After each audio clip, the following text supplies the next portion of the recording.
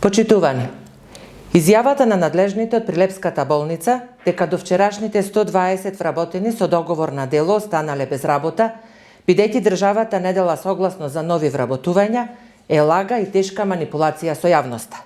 Имено, пред точно една година, на 13.2.2024 година, тогашниот министер за финансии Фатмир Бесими испратил известување до Фондот за здравствено осигурување дека во буџетот на Општа болница со проширена дејност Прилеп за тековната фискална 2024 година обезбедени се финансиски средства за вработување на 79 лица.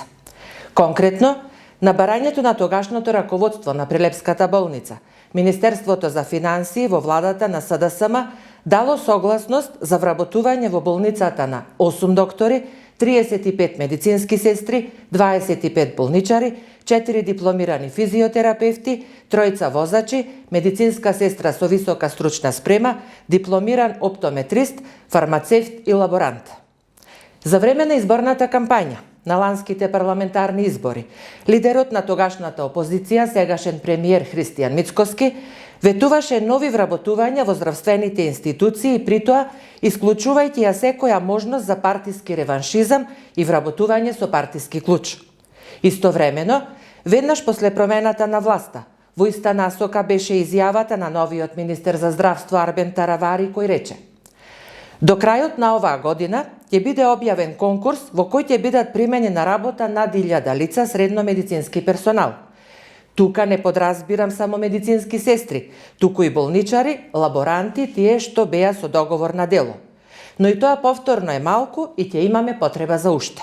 Меѓутоа, наместо исполнување на ветеното, на својата прва седница одржана на 28 јуни, владата на Мицкоски усвои заклучоци со кои ги задолжи работодавачите од јавниот сектор и трговските друштва во државна сопственост да ги запрат постапките за вработување на неопределено време, како и да не спроведуваат постапки за вработување на неопределено време и постапки за унапредување, врз основа на издадени позитивни известувања од Министерството за финансии за обезбедени средства за 2024 година во периодот до 14.2.2024 година.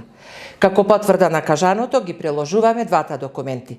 Известувањето од Министерството за финансии, подпишано од поранешниот министер Фатмир Бесими, и информацијата од првата седница на актуелната влада за запирање, односно неспроведување на постапките за вработување на неопределено време, подпишана од генералниот секретар Игор Јанушев.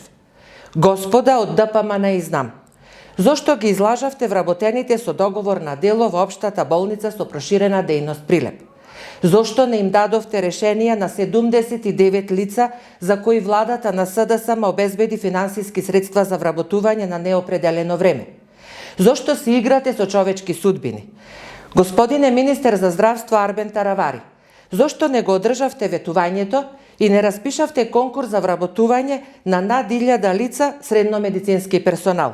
Почитувани членови на владата, ова се прашањата чии одговори им ги должите и на оние 120 луѓе од Прилеп кои ги оставивте без леп, но и на целата македонска јавност. Ви благодарам.